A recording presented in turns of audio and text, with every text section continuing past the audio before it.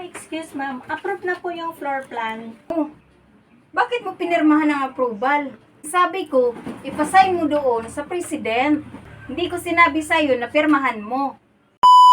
Uy, mga bishi, nakita nyo ba yung bagong hire na empleyado natin? Ang pangit!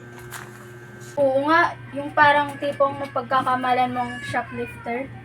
Ay, talaga mga best, napakang judgmental. Ay nako, sa mukha pa lang at pananamit niya, alam ko na yung pagkatao niyan. Hello mga ma'am, pwede pong makiupo kasi magla-lunch na rin ako. Tapos na ba kayo mga bes?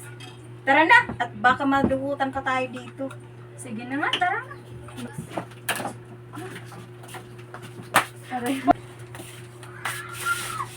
Uy mga besh, napansin niyo ba yung bagong empleyado natin? Palipat-lipat ng department. Bakit ano naman napansin niyo? Mga marites talaga kayo. Ano ka ba? Parati ka na lang nakontra. Totoo naman yung sinasabi niya. Pansinin niyo yung unang linggo niya dito, nasa admin department siya. Tapos, halos 2 linggo nakalipas, binato na naman siya sa sales department. Pinagtabuyan na naman siya sa sales department. Napunta na naman siya sa accounting department. Isa lang ang ibig sabihin yan, mga busy. Mahina ang utak nun. Pag yan napunta sa department natin, graduhan ko yan ng 0. Para sa susunod na bagsak niya, sa CR na siya maglilinis. Bes, ako na nagmamarti sa inyo. Yung bagong empleyado kasi, kinaiinisan nyo, nasa department na natin. Malamang, sinuka na naman yan doon sa accounting department. Oo nga, wala kasing utak. Uy, Ay, ma'am. dito ka na pala sa department namin. Yes ma'am. Uy, gumawa ka ng floor plan na para sa gagawin nating event. Pagkatapos ibigay mo sa akin para ma-double check ko bago ipasign doon sa president. Galingan mo para hindi sa basurahan ang bagsak ng papel mo. Excuse ma'am, ito na po yung floor plan na pinagawa mo sa akin. Tapos na po siya. Akin na. Double check ko muna bago ko ipa-check doon sa president. Aba, magaling ka or baka nakachamba ka lang. O sige, balik mo dyan sa folder at ipa-sign mo na doon sa president. Ma'am, excuse ma'am, approve na po yung floor plan. Okay na po siya, signed na po siya ng president. Oh, bakit mo pinirmahan ng approval? Ang sabi ko, ipasign mo doon sa president. Hindi ko sinabi sa'yo na pirmahan mo. Miss Ann, effective na po kasi ngayong araw ang turnover ko bilang bagong president sa kumpanyang ito. Ako ang papalit sa magre-retire niyong president na si Mr. Garcia. Agoy, ang laki ng nagawa akong pagkakamali. Patawad po, Ma'am President. Miss Ann, hindi naman kita tatanggalin sa kumpanya, pero magpahinga ka muna. At magre-training ka dahil meron kang attitude problem.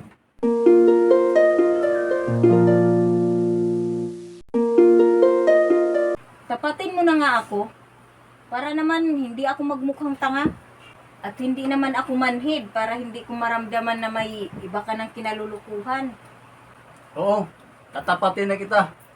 Meron na akong iba. Mas bata. Matanda ka na kasi at lusyang ka na kasi. Hoy, Beck, Hmm, kumain ka na dun. Nakahanda na yung pagkain sa mesa. mauna ka na nga. Hindi pa ako nagugutom eh.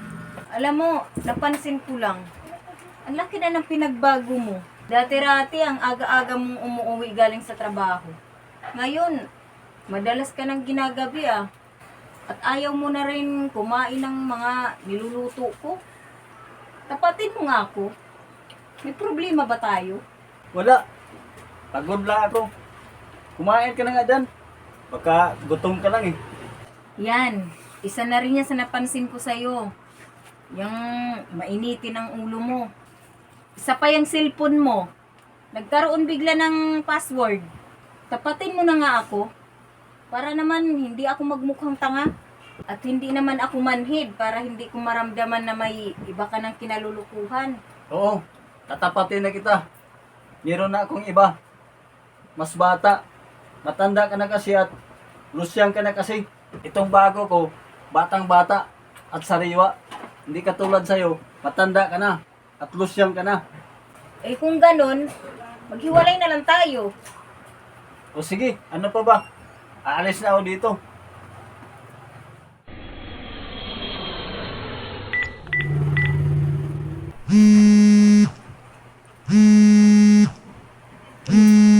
Maring Ros, natawag. Hello, Maring Ann.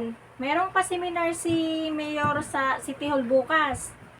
Livelihood program. Para to sa mga misis na walang magawa sa bahay. Ah, sige. Mag-attend tayo bukas. Para naman kumita tayo. Kahit nasa bahay lang. O siya, sige, bukas magtawagan tayo. Basta doon tayo magkita sa may gilid ng City Hall. Kung sino yung mauna ha, doon magantay sa may pader. Ang ganda naman ni Maring Ros. Kanina pa ako dito, nakatayo. 30 minutes na nakalipas, wala pa rin siya. Kainis naman, ang init. Ay, An, Oh, ikaw na ba yan? ikaw na ba yan, Vic? Oo, An. An, nakakatuwa naman. Pagkalipas ng 5 taon, nagkita tayo ulit. Siya nga pala. Asan yung kasintahan mo? Bakit mag-isa ka lang? Sigurado ako, nasa bahay niyo lang. Nagbabantay ng bata. Ah, yung bagong kasintahan ko? Oo. Ah, wala na kami. Ang sakit ka nang nangyari sa akin eh. Talaga? Basta na lang niya ako iniwan bigla. Paano kasi? Nakahanap din siya ng kaedaran niya. Sa madaling salitaan, pinagpalit niya ako sa mas bata. Yeah. Matanda na raw kasi ako, kaya ito, mag-isa na lang ako ngayon sa buhay. Siya nga pala, ikaw, kumusta ka na? Ito, may anak na akong 2 sa bago kong mister. At mahal na mahal ako. Kahit minsan, hindi pa niya ako sinaktan. Ann, nandito na ako. Halika na. Ann, halika na. Nandito na ako. O siya, sige.